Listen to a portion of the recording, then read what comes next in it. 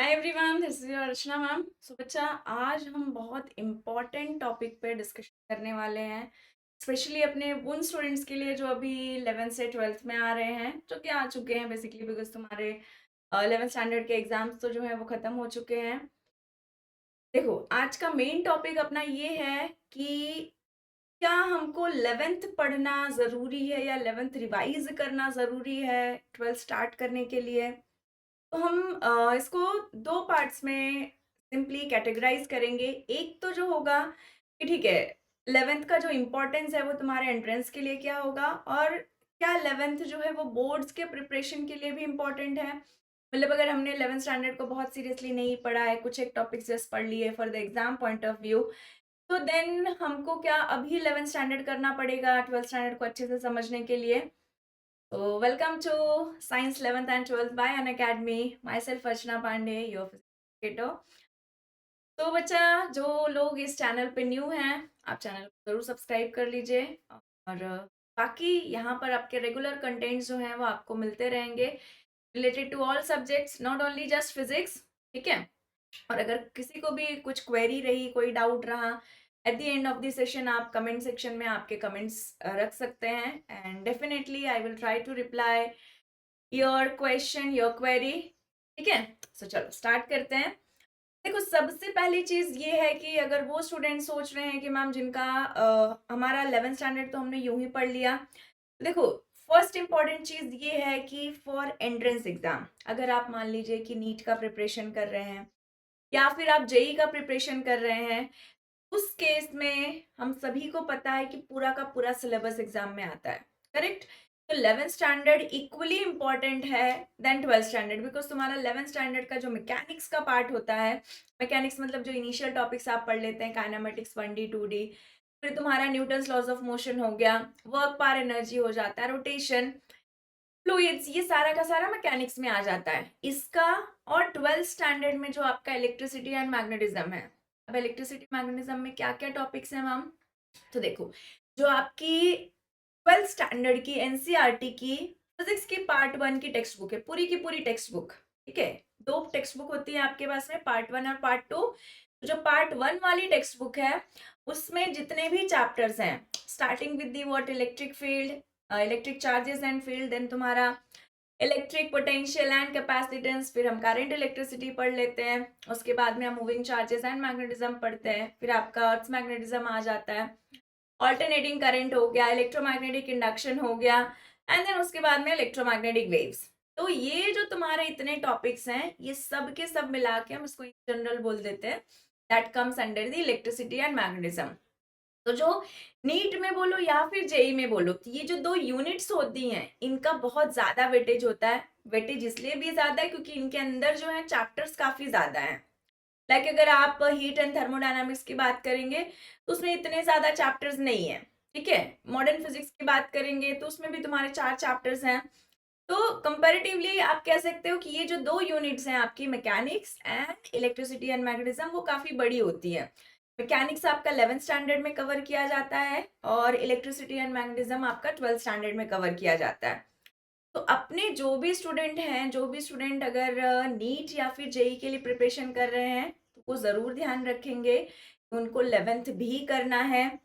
अब क्वेश्चन ये आता है कि मैम 11th कैसे करें, या हम 12th को स्टॉप करके 11th को कर लें पहले, फिर उसके बाद हम 12th करें, या फिर कैसे मैनेज करें, साथ साथ में कर सकते हैं। तो yes, I will suggest you कि आप लोग बिल्कुल भी ऐसा ब्रेक लेके नहीं करें। मतलब कि आप चलो अब मैम 12th को थोड़ा टाइम हम साइड में रख देते हैं, हम 11th पढ़ लेते हैं, उसके बाद हम 12th पढ़ेंगे, फिर क्या ही मतलब हुआ, आपके 12th के टॉपिक्स बैकलॉग में चले जाएंगे। तो जो आपका 11th का बैकलॉग है वो आपको साथ साथ में करना है। 12th स्टैंडर्ड के जो टॉपिक्स आप कर रहे हैं, मतलब 12th की प्रिपरेशन को बिना हैम्पर किए हुए 12th को आप एज इट इज पढ़िए। 11th स्टैंडर्ड को क्या करना है, 11th स्टैंडर्ड के लिए आप थोड़ा सा रोज 2 घंटे 3 घंटे, अभी अभी तो कैसे छुट्टियां चल रही हैं, आपको कहीं स्कूल नहीं जाना है, कहीं नहीं जाना है। ठीक है। तो जस्ट आपको आई मीन नीट जेई और इससे रिलेटेड लेक्चर्स ही अटेंड करने हैं। तो उससे क्या होगा कि आप ज्यादा से ज्यादा टाइम डिवोट कर सकते हैं, और प्लस बाकी मौज मस्ती भी चालू रहेगी। तो सिंपल सी चीज है कि आप कोशिश कीजिए कि रोज एटलीस्ट 2 to 3 आवर्स मिनिमम जो है वो 11th स्टैंडर्ड को दीजिए। एंड उसके बाद में जो 12th स्टैंडर्ड की प्रिपरेशन चल रही है, ठीक है, अगर नहीं स्टार्ट की है तो this is the high time कि जब आपको स्टार्ट कर देना चाहिए।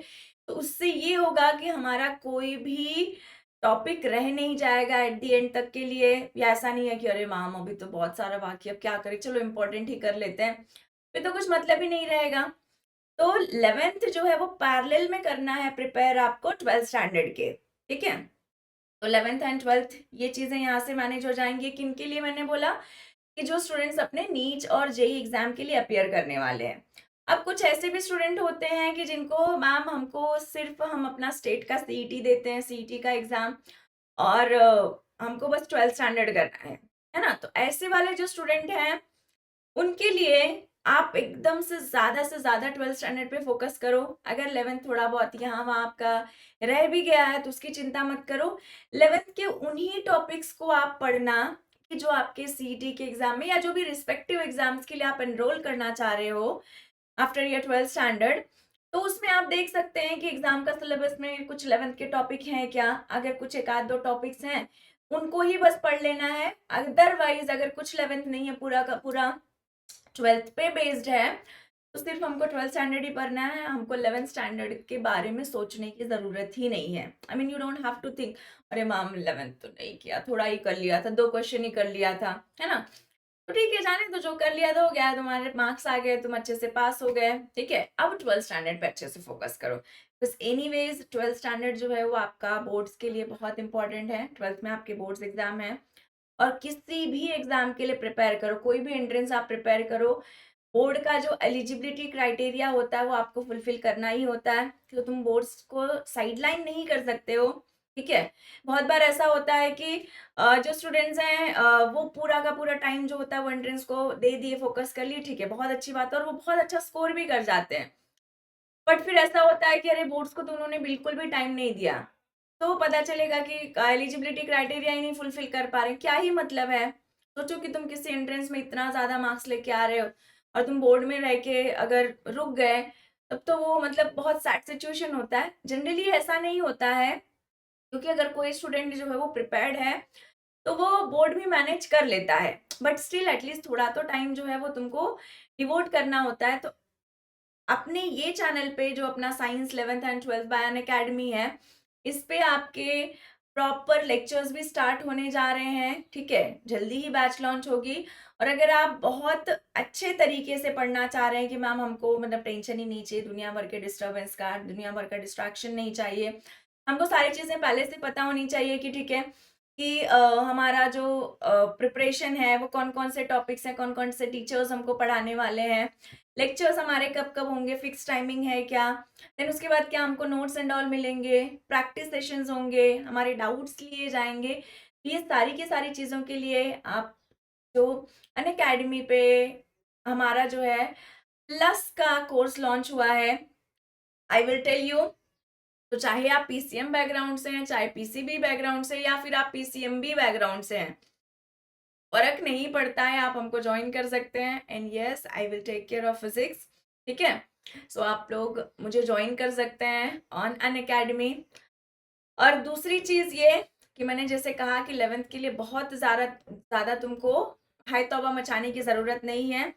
हम एंट्रेंस के लिए प्रिपेयर करें तो साथ साथ में पढ़ते हुए चलेंगे, हाँ बिल्कुल साइड में नहीं रखेंगे, और ऐसा भी नहीं करेंगे कि उसको 12th को स्टॉप करके सीधा हम 11th पे जुट गए, बिल्कुल यही नहीं करना है।